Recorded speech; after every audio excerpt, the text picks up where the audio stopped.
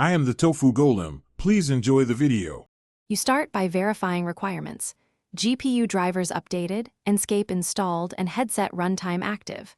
Next, connect the headset, USB plus display port for best performance, and make sure the headset appears in Steam VR or Oculus.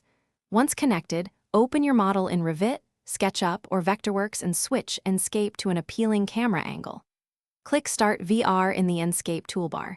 This launches the immersive session. Make sure to close other heavy apps to free VR resources and reduce stutter before you step into the scene. Once in VR, focus on performance and comfort. Lower quality settings to reach steady FPS if needed, because smooth motion prevents discomfort. Use the controller to teleport for quick moves or walk slowly for close inspection.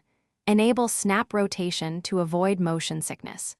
You should also tweak Enscape materials and light intensities while watching changes in real time, because lighting defines perception of space. Make progressive adjustments and test them by moving through the model. This iterative loop is how you achieve both realism and stable performance. You finish by capturing deliverables. Use the Enscape recorder to save VR videos or 360 screenshots for presentations, because stakeholders often review outside headset. Export a standalone Enscape executable if you need a portable demo, and share the project file for collaborative edits. If performance problems appear, first check GPU usage and close background apps, then reduce texture sizes and shadow quality, and restart the VR runtime. If tracking or controller issues persist, reboot the headset and verify. Thanks for watching.